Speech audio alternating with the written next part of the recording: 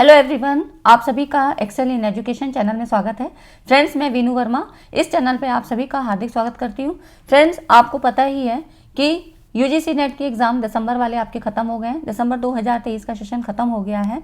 तो अब क्या है, 2024 में यूजीसी नेट के एग्ज़ाम का क्या रोल होगा, कब होना है, इन सारी चीज़ों के बारे में हम डिस्कस करेंगे कि इसके लिए जो जून 2024 में आपका एग्ज़ाम होना है उसके लिए स्ट्रेटजी आपकी क्या होनी चाहिए। ठीक है, क्योंकि आप बिगिनर हैं, अगर ये बिगिनर्स के लिए है तो उन्हीं के लिए हम बात करेंगे कि पता नहीं होता है कि क्या करना है, कैसे करना है। क्योंकि अगर आप सही स्ट्रेटजी से, सही रणनीति से काम करते हैं तो ऐसा नहीं है कि फर्स्ट अटेम्प्ट में आपका क्लियर नहीं हो सकता है एग्ज़ाम, बिल्कुल क्लियर हो सकता है। बस आपको एक अपनी प्लानिंग से काम करना होगा। ठीक है, तो आज हम इस वीडियो में इन सारी चीज़ों को यहाँ पर डिस्कस करेंगे कि कैसे आपको करना चाहिए। तो ये वीडियो उन सभी के लिए जो बिगिनर्स हैं, फर्स्ट अटेम्प्ट देंगे एग्ज़ाम का, तो उनके लिए बेस्ट स्ट्रेटजी होगी जून 2024 के एग्ज़ाम के लिए। ठीक है, तो अगर आप चैनल पे पहली बार आए हैं तो सब्सक्राइब कर लीजिएगा, एक्सेल इन एजुकेशन चैनल। ठीक है, इस चैनल पे आपकी यूजीसी नेट की तैयारी होती है, सेट की तैयारी होती है, पेपर 1 और पेपर 2 एजुकेशन की। ठीक है, अगर आप एजुकेशन सब्जेक्ट से हैं, चाहे पीजीटी का एग्ज़ाम दे रहे हो या असिस्टेंट प्रोफेसर की तैयारी कर रहे हैं, तो अगर आप एजुकेशन सब्जेक्ट से हैं तो भी आप यहाँ पर ज्वाइन हो सकते हैं। ठीक है, तो हम लोग एक अच्छी तैयारी, एग्ज़ाम ओरिएंटेड तैयारी यहाँ पर करते हैं। सारी चीज़ें मैं आपको यहाँ प्रोवाइड करती हूँ, तो उसके लिए आप टेलीग्राम चैनल को ज्वाइन कर सकते हैं। पीडीएफ वगैरह जो भी कंटेंट होती है, इन्फॉर्मेशन होती है, वो सारी आपको वहाँ पे दे दी जाती है। लिंक आपको डिस्क्रिप्शन में मिल जाता है। ठीक है, तो आप लोग चैनल को सब्सक्राइब कर लीजिएगा। आपकी एक तैयारी, अच्छी सी तैयारी होगी, जो कि यहाँ पर बिल्कुल एग्ज़ाम ओरिएंटेड है, जैसा कि एग्ज़ाम का पैटर्न है, सभी को पता है। तो आज की इस वीडियो में हम इन सारी चीज़ों को डिस्कस करेंगे। ठीक है, चलिए स्टार्ट करते हैं और चैनल को सब्सक्राइब कर लीजिएगा। वीडियो पूरा देखिएगा क्योंकि बहुत सारी चीज़ें हमें नहीं पता होती हैं, तो आपको इस वीडियो के माध्यम से सारी चीज़ें पता लगेंगी। लास्ट तक आप चैनल पर बने रहिए। ठीक है, यहाँ पर देखिए, पहले तो आपको ये पता होना चाहिए ना कि अगर आपको नेट करना है तो आपको करना क्यों है, उसका एक लक्ष्य पता होना चाहिए कि हमें क्यों करना है। कुछ हम जो है अलग करना चाह रहे हैं, पीएचडी करना चाहते हैं, तो हम कुछ इनोवेशन करेंगे, कुछ इनोवेटिव वर्क करेंगे, है ना। तो कुछ लोगों का तो ये थीम होता है कि हाँ चलो मुझे पीएचडी करना है, उसके लिए आपको क्या है, जेआरएफ क्लियर हो जाता है तो वहाँ पे फेलोशिप मिलती है, आपका कुछ भी नहीं लगता है, आपको गवर्नमेंट खुद ही देती है पैसा, है ना।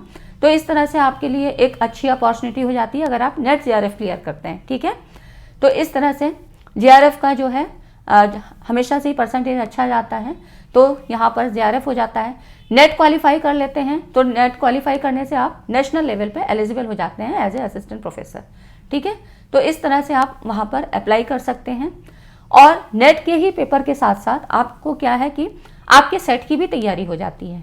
तो ये बेनिफिट होता है कि अगर आप नेट एग्ज़ाम को ओरिएंटेड करके चलते हैं, इसको टारगेट में रख के चलते हैं, तो आपके बहुत सारे एग्ज़ाम यहाँ से तैयारी आपकी हो जाती है। ठीक है, तो अब नेट की तैयारी करने से क्या होगा कि नेट आपका क्लियर हो जाता है या जेआरएफ क्लियर हो जाता है तो आप पीएचडी के लिए फिर एनरोल करते हैं, है ना। तो पीएचडी के लिए कहीं पर जो है एंट्रेंस होता है, कहीं पर थोड़ा सा छूट मिलती है, नेट जेआरएफ वालों को छूट मिलती है। तो इस तरह से आप पीएचडी एंट्रेंस के लिए भी तैयार हो जाते हो, उसके लिए भी आपके पास एक योग्यता आ जाती है अगर आप अभी से अच्छी एक तैयारी करते हैं। तो मेरे ख्याल से, मैं अपने व्यू से बात करती हूँ, तो नेट जेआरएफ करना या उसकी तैयारी करना एक आपके लिए अच्छा सौदा होता है। ठीक है, तो हम अगर यहाँ पे बात करें तो अभी देखिए आपका दिसंबर 2023 वाला सेशन खत्म हुआ है ना। एग्ज़ाम ओवर हो गए हैं। दिसंबर में 6 से 14 दिसंबर तक आपके एग्ज़ाम चले, ख़त्म हो गए। ठीक है, तो इस तरह से अब एग्ज़ाम ख़त्म हो गए। अब उसके बाद देखिए प्रोविजनल आंसर की आएगी, है ना। प्रोविजनल आंसर की आती है, उसके बाद आंसर की चैलेंज की जाती है ना। कोई चीज़ आपको लगता है, जिन बच्चों ने भी एग्ज़ाम दिए थे, कि अगर लगता है कि हाँ कुछ इस क्वेश्चन में ठीक नहीं है मेरे अकॉर्डिंग, तो आप प्रूफ देते हो और इस तरह से आप चैलेंज करते हो। तो ये सारा प्रोसेस होता है। ये सारी चीज़ें होते होते आपका जो फाइनल रिजल्ट आता है वो आएगा आपका कब, जनवरी फर्स्ट वीक तक आ सकता है। 1-2 दिन इधर उधर हो जाए तो उसकी कोई बात नहीं है। तो ये मान के चलते हैं कि अगर 10 दिसंबर तक भी आ जाता है तो आपका इतना टाइम तो निकल गया, है ना। अब उसके बाद क्या होगा कि एग्ज़ाम आने के मतलब होने के बाद, रिजल्ट आने के बाद, तब कहीं फिर कुछ समय के बाद आपका नेक्स्ट जो है तब साइकिल शुरू होता है अगले जून 2024 के लिए। फॉर्म फिलिंग, मतलब नोटिफिकेशन आएगा, फॉर्म फिलिंग होंगे। तो इस तरह से अब आपका कितना समय निकल गया, जनवरी तो ऐसे ही बीत गया, कहीं फरवरी मार्च जो है फिर ऐसे ही बीत जाएगा। ठीक है, अब क्या होगा कि फिर अब जून के एग्ज़ाम के लिए हमारे पास दिन नहीं बचते हैं ज़्यादा। तो इसीलिए मैंने सोचा कि ये वीडियो आपको बना के देनी चाहिए कि आप अभी से तैयारी करो, है ना। अभी से स्टार्ट करने का मतलब कि अभी अगर आप जो है दिसंबर लास्ट वीक से भी कर लेते हो, आज जैसे कि 15 हो गई है ना, तो आप उसके बाद भी शुरू कर लेते हैं, तो इस तरह से क्या होता है कि आपका जो टाइम मैनेजमेंट है सही हो जाएगा। और आप आगे मैं बताती हूँ कि किस तरह से और भी चीज़ें आपके हाथ में आ जाती हैं, है ना, आप किन किन चीज़ों को टारगेट कर सकते हो। तो अब इससे क्या फ़ायदा होगा, क्या नुकसान होगा, ये थोड़ा सा हम आगे देख लेते हैं, ठीक है। तो आपको करना क्या है, डोंट वेस्ट योर टाइम। आपको अपना टाइम वेस्ट नहीं करना है। आप बिगिनर हो और नेट के लिए एक अच्छी बात है कि अगर आप अपीयरिंग भी हो ना पोस्ट ग्रेजुएशन में, तो आप भर सकते हैं फॉर्म, ठीक है। जब मतलब नेट का रिजल्ट आ जाता है तब तक आपके पास मार्कशीट आ जानी चाहिए, ठीक है। जब तक कहीं आप एडमिशन लेते हो पीएचडी के लिए कुछ है, तब तक आ जानी चाहिए। तो अगर आप अपीयरिंग में हैं तब भी आप डाल सकते हो, और इस तरह से क्या होगा, आपको एक जो है आइडिया मिल जाता है कि किस तरह से पेपर का पैटर्न है। अब यहाँ पर क्या होगा, आपको अपना टाइम वेस्ट नहीं करना है। मेरा तो यही कहना होगा, आप अभी से अपने एग्जाम के लिए लग जाइए। अब आपको कहेंगे कि कुछ तो पता नहीं है, क्या हम करें, कैसे करें, है ना, वही सारी चीज़ें मैं आपको बताऊंगी। अगर आप अभी से तैयारी करते हैं तो देखिए फ़ायदा क्या होगा उससे कि जो अगर आपका अभी से आप शुरू करते हैं तो ये समझिए जनवरी, फरवरी, मार्च, ठीक है। अगर दिसंबर से आप खाली स्टार्ट करते हो, आप अपना कलेक्शन शुरू कर देते हैं कि आपको क्या क्या लेना है, जो मैं अभी आगे आपको चीज़ें बताऊंगी। तो अगर आप वो सारी चीज़ें कलेक्ट करते हो, ज़्यादा भी कुछ नहीं है, लेकिन वो चीज़ें समझ लेते हैं कि मेरे पास ये होना चाहिए, मुझे ऐसे स्टार्ट करना है। तो अगर जनवरी, फरवरी, मार्च 3 महीने आप अच्छे से पढ़ लेते हैं, है ना, एक बार भी गो थ्रू कर लेते हैं सिलेबस को, ठीक है, तो आपके सिलेबस आपके पास होना चाहिए पेपर 1 का, ठीक है। तो इस तरह से पेपर 1, पेपर 2 जो सब्जेक्ट का होता है, ठीक है। तो अब क्या होगा, जब आप जनवरी, फरवरी, मार्च एक बार ये सिलेबस देख लेते हैं, तो आगे आने वाले समय में ये सारे एग्जाम आपके लगे हुए हैं। ये सारे एग्जाम मार्च अप्रैल तक होने हैं, जिसमें कि टीजीटी हो सकता है, पीजीटी एजुकेशन का भी होगा ही होगा, है ना, टीजीटी पीजीटी आपके होने हैं। जो आपके फॉर्म भरे जा चुके हैं वो सारे एग्जाम अभी होने हैं, ठीक है। उसके बाद असिस्टेंट प्रोफेसर एडवर्टीजमेंट 51 के लिए होगा। तो एजुकेशन वालों की तैयारी मैं यहाँ पे करवाती हूँ, उनके लिए बता रही हूँ, जो भी पीजीटी से होंगे, पीजीटी एजुकेशन, असिस्टेंट प्रोफेसर, तो जीएस की तैयारी हो रही है, साथ में एजुकेशन, ठीक है। अगर आपके कोई जानने वालों में है तो आप वहाँ पर भी शेयर कर सकते हैं कि यहाँ पर हो सकती है तैयारी। अदर स्टेट्स के सेट के एग्जाम भी लगे हुए हैं। ये सारे एग्जाम आपके अप्रैल तक लगे हैं, जिसमें बहुत सारे सेट के एग्जाम हैं, जैसे उत्तराखंड, और बहुत सारों की अभी फॉर्म फिलिंग चल रही है, प्रोसेस जो है अभी चल रहा है, ठीक है। तो इस तरह से ये एग्ज़ाम आपके लगे हुए हैं, उत्तराखंड, महाराष्ट्र का, और आपके और भी जो अदर स्टेट के हैं। तो इस तरह से बहुत सारे एग्ज़ाम आपके लगे हैं। वेस्ट बंगाल का होने वाला ही है, अभी होने वाला है, 17 तारीख को है। तो ये सारे एक्सपेक्टेड टाइम है इनकी मार्च अप्रैल। तो अगर एक बार आप इनकी तैयारी कर लेते हैं ना, तो यहाँ पर आपको सहूलियत हो जाती है। पेपर 2 अगर एजुकेशन या नेट के लिए पढ़ेंगे तो यहाँ पर वो भी सारी चीज़ें कवर हो जाएंगी, चाहे सेट का एग्ज़ाम दो आप, चाहे पीजीटी का भी दो, है ना। पेपर 1 आप देते हैं तो असिस्टेंट प्रोफेसर वाले में भी कुछ पार्ट आपका नेट का ही आता है, ठीक है, जिसमें कि टीचिंग एप्टीट्यूड, रिसर्च एप्टीट्यूड, ये सारी चीज़ें आपकी इसमें भी आती हैं। आईसीटी का पार्ट है, एनवायरनमेंट का पार्ट है, और सेट का एग्ज़ाम जो होता है उसमें सेट का सिलेबस प्लस और जो नेट का सिलेबस आता है लगभग सेम है, बिल्कुल सेम है, बस आपको डिफ़िकल्टी लेवल में फ़र्क दिखाई देगा, ठीक है। तो ये डिफरेंस होता है सेट के एग्ज़ाम में और नेट के एग्ज़ाम में। सेट के एग्ज़ाम में क्या है, क्वेश्चन थोड़े इजी आते हैं, उनकी लैंग्वेज थोड़ी आसान होती है, बहुत लेंदी क्वेश्चन नहीं आते हैं। नेट के एग्ज़ाम में क्या होता है, थोड़े से लेंदी बनाए जाते हैं, पढ़ने में ज़्यादा टाइम लगता है, थोड़ी सी कॉम्प्लिकेटेड होती है उसकी लैंग्वेज, थोड़ा सा डिफरेंस यही होता है, बाकी कॉन्सेप्ट सारे वही हैं, ठीक है। तो इसीलिए मैंने कहा कि आप अभी टाइम मत खराब करिए। अगर आप जिस स्टेट से भी हैं तो वहाँ पर आपका स्टेट लेवल का एग्ज़ाम क्लियर हो जाता है, सेट का एग्ज़ाम जिसको कहते हैं। तो वहाँ पर भी यही है, पेपर 1 होता है और पेपर 2 सब्जेक्ट वाला होता है, जिसका जो भी सब्जेक्ट है उस स्टेट में उस सब्जेक्ट का होता है, तो आप वहाँ डाल सकते हैं। और अगर नियर बाई भी कोई स्टेट है तो आप वहाँ पर भी डाल सकते हैं, ठीक है, अपेयर हो सकते हैं। तो इस तरह से आप यहाँ पर सेट का एग्ज़ाम आपका क्लियर हो जाता है तो स्टेट लेवल पे आप एलिजिबल हो जाते हो असिस्टेंट प्रोफेसर के लिए, ठीक है। सेट से बड़ा नेट का एग्ज़ाम होता है क्योंकि ये नेशनल लेवल का होता है। तो नेशनल लेवल का अगर कवर हो जाता है, आपका एग्ज़ाम क्लियर हो जाता है, तो आप यहाँ पर क्या होगा कि नेशनल एलिजिबिलिटी टेस्ट में आप पास हो गए और नेशनल लेवल पे आप अपीयर हो सकते हो, ठीक है। पीएचडी करने के लिए भी हो, चाहे असिस्टेंट प्रोफेसर के लिए भी, तो एक ये बैरियर आपका खुल जाता है, ठीक है फ्रेंड्स। इतनी चीज़ें आपको समझ में आई तो वीडियो को लाइक कर दीजिए, है ना। अब आगे देखिए आपको क्या करना है, थोड़ा सा इसका स्ट्रक्चर मैं बता दूं क्योंकि आप न्यू हैं, आपको नहीं पता है। तो यहाँ पर देखिए अब इसमें क्या होगा, स्ट्रक्चर की अगर हम बात करें तो ये सभी को पता है, ऑनलाइन मोड पे होता है सीबीटी। एमसीक्यूज क्वेश्चन आते हैं, एमसीक्यू टाइप होते हैं, कोई भी लेंदी क्वेश्चन नहीं होते हैं, मतलब ऐसे टाइप नहीं होते हैं, सब जो है ऑब्जेक्टिव क्वेश्चन होते हैं, ठीक है।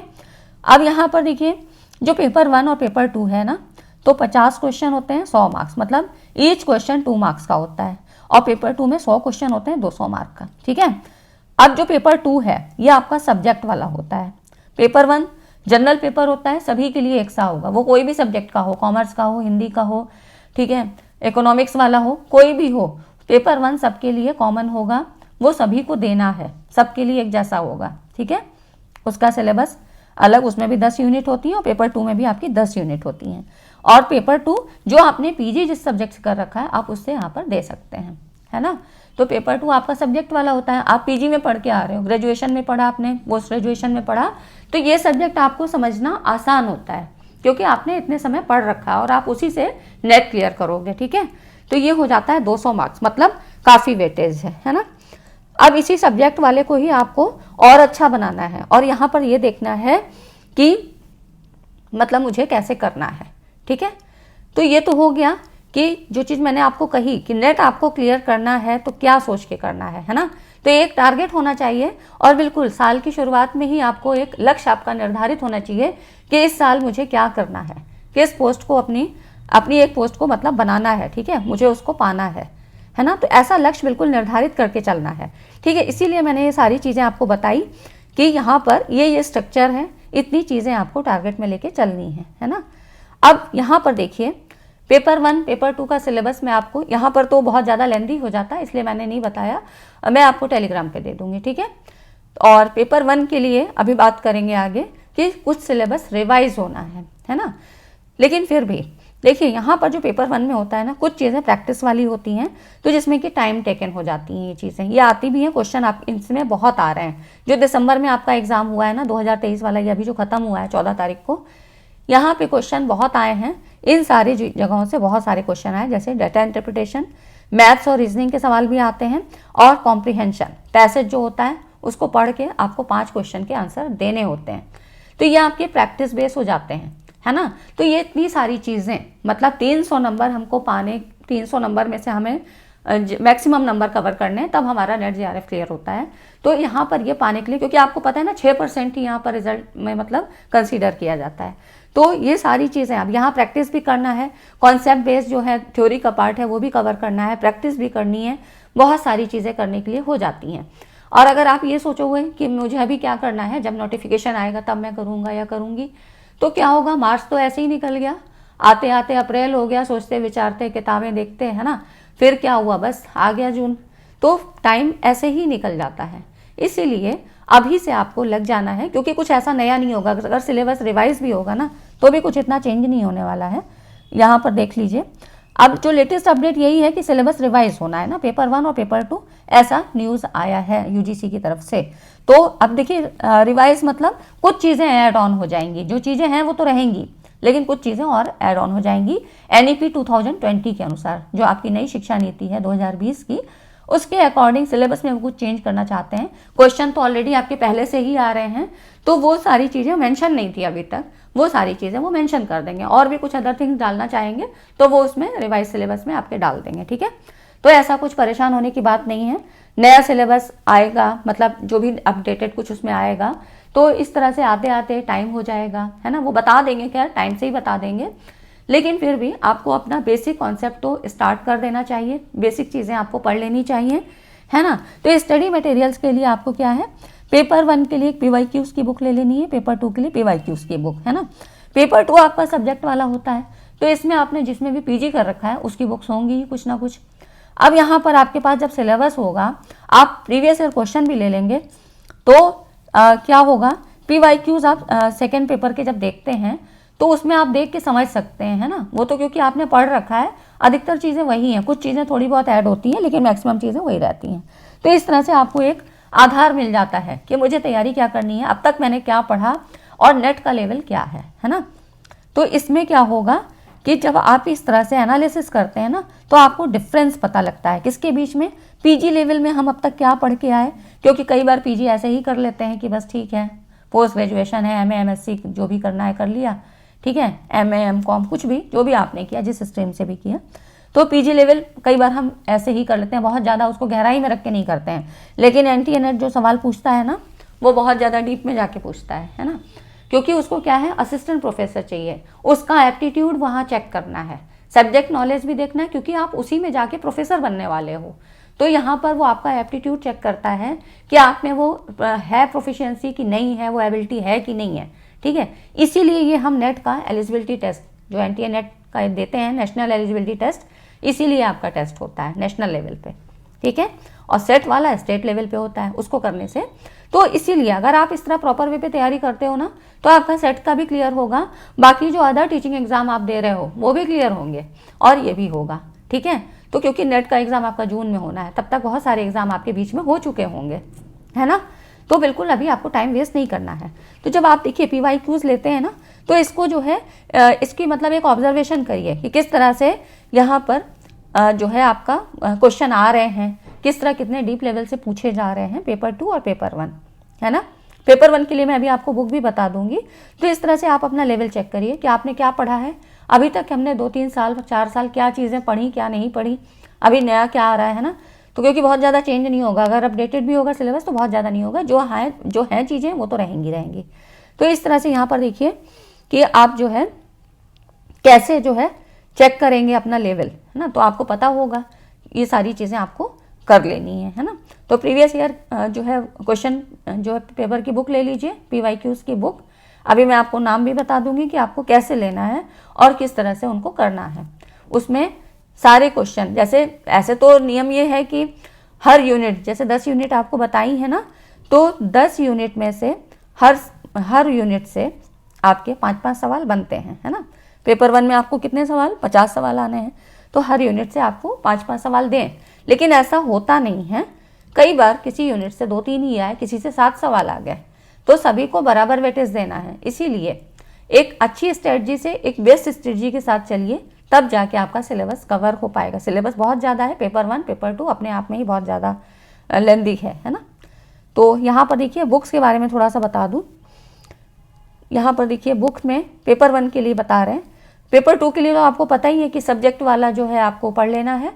और क्योंकि उसमें क्या है, अलग अलग यूनिट हैं, तो आप जब अपनी जो है टेक्स्ट बुक से पढ़ते हैं, जो आपकी रेफरेंस बुक्स होती हैं उनसे पढ़ते हैं, तो ज़्यादा अच्छा नॉलेज मिलता है। अगर मैं आपको कहूँ आप कोई गाइड ले लीजिए, जैसे कि एजुकेशन कोई ढंग की बुक ही नहीं है ना, तो हमको फिलॉसफी कहीं से पढ़नी है, किसी अच्छी बुक से पढ़ना है, सोशलॉजी वाला अलग पार्ट पढ़ना है, साइकोलॉजी अलग पढ़नी है, रिसर्च का पार्ट अलग। तो इस तरह से आप जब बुक से पढ़ते हो तो आपके लिए अच्छा होता है। ऐसे ही बाकी सब्जेक्ट, जो भी आपका सब्जेक्ट होगा, तो आप अपनी सब्जेक्टिव बुक्स को ही पढ़िए, ठीक है। पेपर 1 के लिए मैं बता दूं एज ए रेफरेंस, वैसे तो कोई भी एक बुक आपका सारा चीज़ कभी नहीं कवर करती, ठीक है, क्योंकि यहाँ पर कुछ चीज़ें आपकी जनरल अवेयरनेस वाले भी पूछी जाती हैं जो करंट से रिलेटेड होती हैं, जैसे कि पीपल एंड एनवायरनमेंट, जिसमें एनवायरनमेंट का पार्ट आता है, साइंस से संबंधित हो जाता है, मतलब कुछ एनवायरमेंटल है ना, EVS वाला पार्ट जिसको कह सकते हैं, और कुछ आपके ICT information and communication technology, और आपकी जो है कम्युनिकेशन। तो इस तरह से क्या है, कुछ चीज़ें रिसर्च में भी अब नई चीज़ें पूछी जा रही हैं।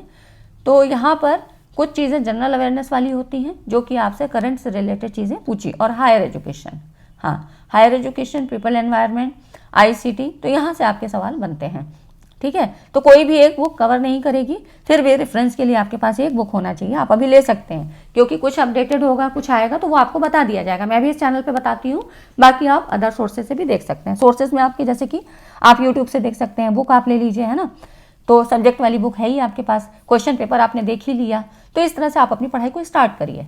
जो भी पार्ट आपको लगता है कि आपका ये पार्ट अच्छा है, ये मेरा सेक्शन मजबूत है, आप वहाँ से स्टार्ट करिए, तो थोड़ा कॉन्फिडेंस भी आता है ना। अब देखिए पेपर 1 के लिए क्या है, KVS मदान सर की बुक है, पियर्सन पब्लिकेशन की है, अरिहंत पब्लिकेशन की है, ओसवाल पब्लिकेशन की है, ये सारी बुक अच्छी हैं। और पेपर 1 और पेपर 2 PYQs के लिए मैं कहूँगी आपको यूथ की बुक ले लीजिए। यूथ में हिंदी इंग्लिश मतलब मिक्स करके भी आती है, मीडियम मतलब हिंदी और इंग्लिश दोनों रहेगा उसमें, और खाली इंग्लिश मीडियम के लिए भी आती है। ठीक है, KVS मदान की बुक ज़्यादा अच्छी है, मैंने इसको देखा है। अरिहंत की भी देखी है, लेकिन अरिहंत वाले में थोड़ा सा कहीं कहीं कुछ मिस्टेक रहती है।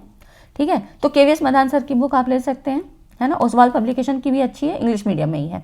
ठीक है, तो ये चीज़ें आपको बता दी, ये हिंदी इंग्लिश दोनों में मिल जाएगी आपको, ये भी आपको हिंदी इंग्लिश दोनों में मिल जाएगी, और ये वाली इंग्लिश में ही है ना, और ये आपको हिंदी इंग्लिश ये भी बोथ है ना, दोनों में मिल जाएगा। ठीक है, तो इस तरह से पेपर 1 पेपर 2 दोनों के लिए आप ले सकते हो। जैसे एजुकेशन का है, PYQs आपको देखने हैं तो यूथ पब्लिकेशन का भी मिल जाएगा। कई बार बच्चे पूछते हैं कि पेपर 2 के लिए क्या लें, तो यूथ का है, दिशा का है ना, दिशा का फर्स्ट पेपर का भी आता है इस तरह से। लेकिन मैं यूथ को कहूँगी कि इसमें थोड़ा सा गलतियाँ कम रहती हैं, तो आप ये ले सकते हो। ठीक है, यूट्यूब में भी आप जिस चैनल को भी फॉलो कर सकते हो, है ना, स्टार्टिंग से, क्योंकि बहुत सारे लोग पढ़ा रहे हैं। आपको जिसका समझ में आए, मैं ये नहीं कहती हूँ कि आप यहीं पे ज्वाइन हो, आपको जिसका समझ में आए, पहले की भी वीडियोस हैं आप उनको देख लीजिए। बाकी मैं भी 2024 को टारगेट में रख के चीज़ें यहाँ पर करवाऊंगी। ठीक है, बुक्स आप ले सकते हैं तो यहाँ पर ले लीजिए, है ना। अब देखिए, अब आपको करना क्या है। अच्छा, जब इतनी सारी चीज़ें कर लोगे आप ना, मार्च अप्रैल तक अगर अपना आप कोर्स कर लेते हैं, तो आपको इससे फ़ायदा क्या होगा कि जो एग्ज़ाम पढ़ेंगे उसमें तो अपियर हो ही जाएंगे, और वो जहाँ तक है आपकी उसको क्रैक करने की भी जो है संभावना ज़्यादा बढ़ जाती है ना। फिर आपके पास बचता है समय 2 से ढाई महीने का। अप्रैल तक मतलब मार्च तक आपने कोर्स कर लिया, मार्च अप्रैल में और भी जो एग्ज़ाम देने थे दे लिए, उसमें भी आपको पता लग गया कि मेरा लेवल क्या है, अभी मेरी कमी कहाँ हो रही है ना। जब हम सेट वेट के एग्ज़ाम आप दे लोगे तो आपको उससे बहुत सारा आइडिया मिल जाएगा कि मेरा वीक पॉइंट कहाँ है, क्या चीज़ अभी। और सेट के एग्ज़ाम ना ऑफलाइन मोड पे होते हैं। ठीक है, तो उससे चीज़ें आपको पता लगेंगी कि मेरा अभी कौन सा सेक्शन वीक हो रहा है। तो अभी आपके पास 2.5-3 महीने फिर बचते हैं, क्योंकि जून में एग्ज़ाम है आपके, 10 जून के बाद से स्टार्ट होंगे। तो उसके बाद आप क्या करोगे, जब 2-2.5 महीने का जो समय बचेगा मार्च के बाद, अप्रैल मई जून या अप्रैल तक भी आप ख़त्म करते हो, तो 2 महीने आप खूब अच्छे से फिर से सिलेबस को रिवाइज करेंगे, क्योंकि एक बार पढ़ने से काम नहीं चलेगा। फिर MCQs प्रैक्टिस करेंगे, मॉक टेस्ट लगाएंगे, PYQs की प्रैक्टिस करेंगे। इस तरह से आपको प्रैक्टिस बेस्ड चीज़ें करनी है। ठीक है, तो जब आप PYQs कर लेते हो तो यहाँ पे टॉपिक्स को नोट डाउन करिए, किस टॉपिक से ज़्यादा क्वेश्चन बन रहे हैं। ठीक है, ये हो गया। उसके बाद सिलेबस में तो गो थ्रू करना ही है कि एक बार पूरा रिवाइज कर लेना है ना, रिवाइज कर लीजिएगा। और मतलब कई बार आपको पढ़ लेना है, तो जितनी बार आप पढ़ोगे ना उतनी बार कुछ नए कॉन्सेप्ट निकल के आते हैं। और यहाँ से जब आप नए टॉपिक्स आपको कुछ मिलते हैं, कुछ जो बार बार रिपीटेड टॉपिक्स होते हैं, जब आप इन्हें नोट डाउन करोगे तो ये चीज़ें आपको समझ में आएंगी। और इनके फिर नोट्स ज़रूर बनाने, टू द पॉइंट नोट्स ज़रूर बनाइएगा, क्योंकि लास्ट में जाके ना जब आप एग्ज़ाम टाइम में, एग्ज़ाम के लिए आपको जब रिवीजन करना होता है, इतनी चीज़ें जो हैं, जो आप बुक्स है, पेपर 1 पेपर 2, ये सारी चीज़ें आप फिर से नहीं देख पाओगे। तब आपका ये जो नोट्स है ना, ये हेल्प करेगा, है ना। इसलिए नोट्स होने चाहिए, और जितनी आप MCQs की प्रैक्टिस करोगे, मॉक टेस्ट लगाओगे, उतना आपके लिए अच्छा होगा। ठीक है फ्रेंड्स, तो ये कुछ चीज़ें थी जो कि मुझे आपको बतानी थी, क्योंकि बिगिनर्स में नहीं समझ में आता है। हम लोग भी उसी फेज से निकले हैं, नहीं समझ में आता है, तब तो कोई इतना बताने वाला भी नहीं था। तो इसलिए ये चीज़ें आपको जब शुरू में ही गाइडेंस मिल जाता है, तो बिल्कुल आप अपना एक टारगेट सेट करके चलिए कि जून में ही, मतलब फर्स्ट वीक में ही रिजल्ट आ रहा है। जिन लोगों ने अगर दिया है एक आध बार तो अच्छी बात है, उनको पता होगा या क्लियर हो जाता है, बहुत अच्छी बात है। तो वो सारी चीज़ें आपको पता लग जाती हैं। उसके बाद एक अपना टारगेट रखिए कि हाँ, मुझे एक सीट तो आपकी बार लेनी ही लेनी है ना। तो इस तरह से आप अपनी तैयारी करिए। ठीक है फ्रेंड्स, और जो अभी जो एग्ज़ाम हो जाएंगे उसके बाद ही फिर तुरंत ही फिर वैकेंसीज आएंगी, तो कम से कम इस बार का क्लियर करके आप अगली बार जो है बिल्कुल असिस्टेंट प्रोफेसर के लिए अप्लाई करिए। ठीक है फ्रेंड्स, तो सभी को जो है ऑल द बेस्ट अपनी तैयारी करने के लिए, है ना। बिल्कुल अपनी तैयारी एक डिटर्मिनेशन के साथ स्टार्ट करिए, और बिल्कुल टाइम वेस्ट मत करिए। टाइम कैसे निकल जाता है कुछ पता नहीं लगता है, कितनी सारी चीज़ें हो जाती हैं बीच में, कहीं हमारे साथ ट्रेजेडी हो जाती है, कभी कुछ ओकेजन्स हो जाते हैं, है ना। तो ह्यूमन बीइंग है, कुछ ना कुछ लगा ही रहता है। इसलिए अपनी तैयारी को बिल्कुल बूस्ट अप करिए और बिल्कुल स्टार्ट करिए। चलिए फ्रेंड्स, वीडियो अच्छा लगा हो तो वीडियो को लाइक एंड शेयर करिए। लगा हो कि हाँ कुछ है काम की चीज़ें इसमें मिली, हेल्पफुल है, तो वीडियो को लाइक एंड शेयर कर दीजिए और चैनल को सब्सक्राइब कर लीजिए। ठीक है फ्रेंड्स, मिलते हैं अगली वीडियो में। Thanks for watching.